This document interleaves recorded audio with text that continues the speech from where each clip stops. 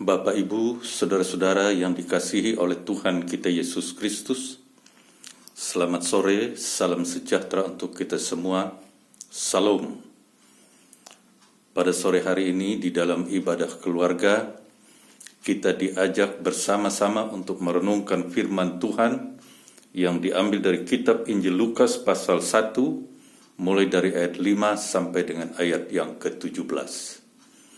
Namun sebelum kita membaca dan merenungkannya secara bersama-sama, mari kita berdoa, kita mohon pertolongan kuasa Roh Kudus. Mari kita berdoa. Allah Bapa kami yang ada di dalam sorga, pada saat ini kami anak-anak-Mu telah siap untuk mendengarkan firman-Mu.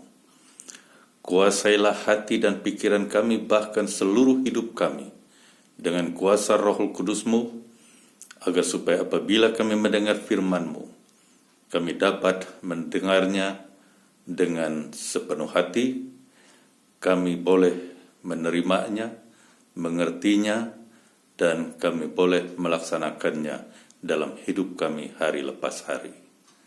Terima kasih Bapa, berfirmanlah, karena kami anak-anak-Mu telah siap untuk mendengarkannya. Dalam nama Yesus Kristus kami berdoa dan mengucap syukur.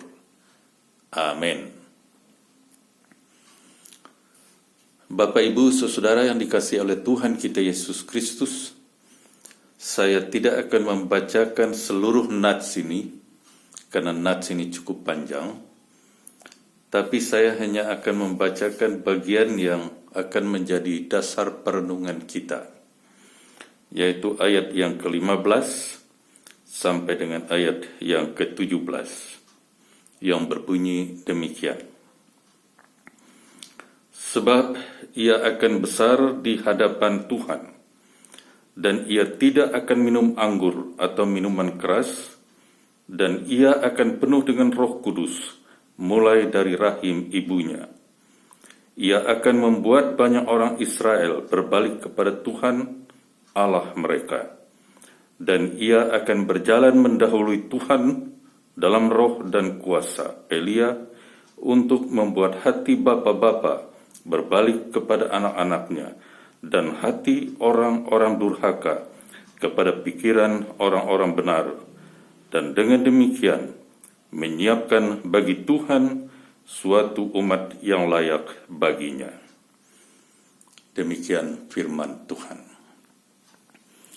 Perikop daripada teks ini berjudul pemberitahuan tentang kelahiran Yohanes Pembaptis. Bapak, Ibu, saudara yang dikasihi oleh Tuhan kita Yesus Kristus,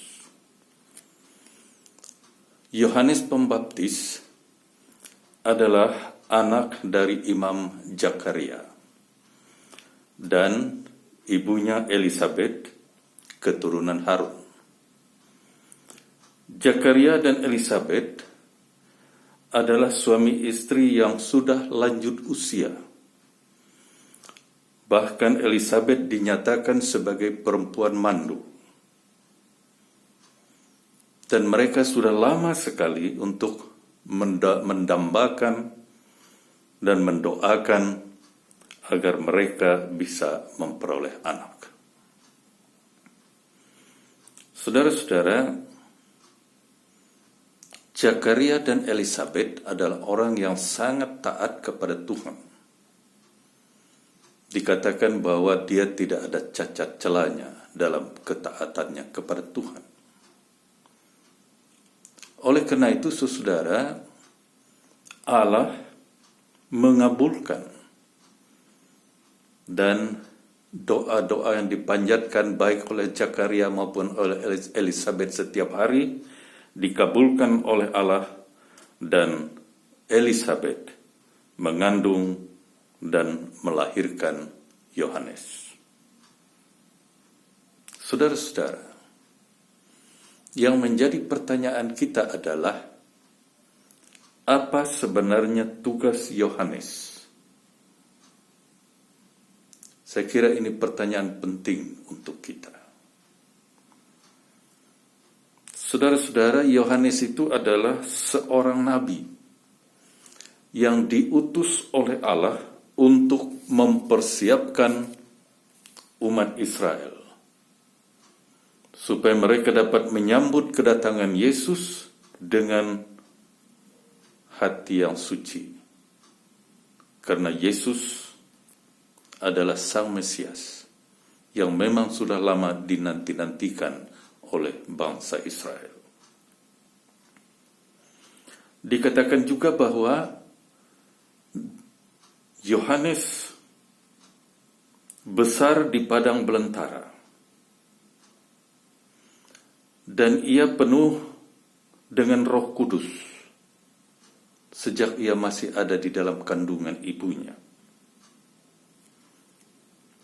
Ia juga tidak minum anggur dan tidak minum minuman keras.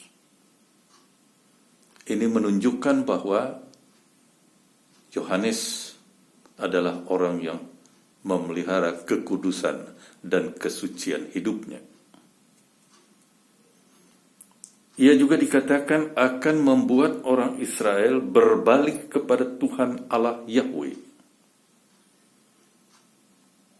Ini berarti bahwa Yohanes mempunyai tugas untuk membawa orang-orang Israel agar supaya mereka bertobat dan dibaptiskan. Ia juga dikatakan akan mempersiapkan umat yang layak bagi Tuhan. Itu berarti bahwa ia akan mempersiapkan umat yang taat, yang setia, yang beriman, dan yang sungguh-sungguh menjalankan perintah-perintah Tuhan.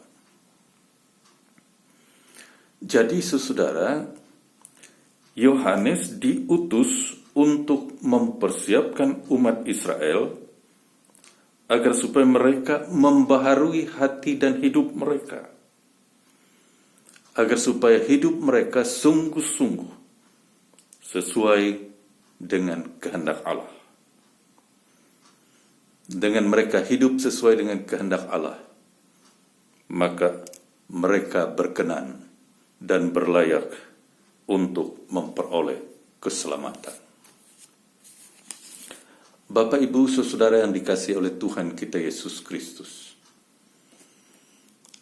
apa arti nats ini atau cerita kelahiran Yohanes ini bagi kita sebagai orang Kristen pada masa kini? Khususnya di dalam kita menanti kedatangan Kristus, baik dalam rangka merayakan Natal maupun dalam rangka kita menantikan Kristus pada kedatangan yang kedua kali kelak. Di sini hendak mengingatkan kepada kita agar supaya kita di dalam kehidupan ini jangan hilang pengharapan. Apabila Tuhan berkehendak dalam hidup kita, maka segala sesuatu pasti akan terjadi. Inilah yang terjadi dengan Zakaria dan Elizabeth. Sebagai manusia mereka tidak memiliki lagi harapan untuk bisa mendapatkan seorang anak. Tetapi oleh janji Tuhan, maka mereka percaya dan mereka yakin bahwa sekalipun dalam masa tua mereka memperoleh anak. Dan ternyata ini menjadi kenyataan.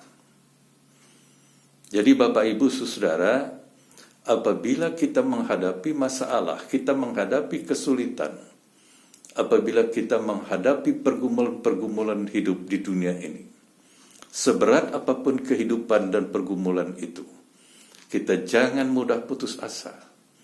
Tetapi marilah kita lari kepada Tuhan, memohon kepada Tuhan, agar supaya Tuhan menolong kita untuk menyelesaikan masalah kita. Dan kalau kita dengan sungguh-sungguh, dengan yakin, dengan iman, memohon kepada Tuhan, maka Tuhan pasti akan mengabulkannya. Karena bagi Tuhan tidak ada yang mustahil. Hal yang kedua, saudara, kita diingatkan bahwa di dalam menghadapi perayaan Natal, yang diutamakan adalah hati. Mari kita mempersiapkan hati kita. Mari kita membaharui hati dan pikiran, bahkan hidup kita, untuk menyambut kedatangan Kristus dengan hati yang suci, dengan hati yang beriman, dengan hati yang taat, dengan hati yang sungguh-sungguh meyakini bahwa Mesias atau Yesus Kristus itu datang untuk menyelamatkan kita.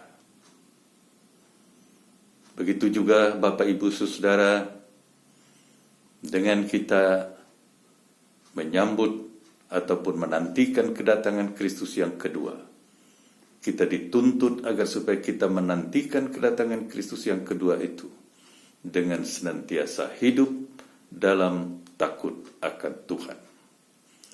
Hidup di dalam kesetiaan, hidup di dalam ketaatan, hidup di dalam doa, hidup di dalam kuasa firman, dan hidup di dalam kuasa Roh Kudus. Hanya dengan demikian, maka kita akan dapat keselamatan apabila Kristus datang yang kedua kali kelak. Semoga firman ini menguatkan kita agar supaya di dalam kita menjalani kehidupan ini, kita tetap mempunyai pengharapan bahwa Yesus yang akan datang, Yesus yang akan kita rayakan hari kelahirannya adalah Yesus yang menyelamatkan hidup kita. Tuhan memberkati. Amin. Mari kita berdoa. Terima kasih Bapa atas firman-Mu yang telah kami dengar. Kuatkan kami, agar supaya kami sungguh-sungguh menantikan kedatangan-Mu dengan kesetiaan, dengan ketaatan, bahkan dengan hidup yang kudus. Terima kasih Bapa. Ini adalah doa kami yang kami mohon dalam nama Yesus Kristus, Tuhan dan Juru Selamat kami. Amin.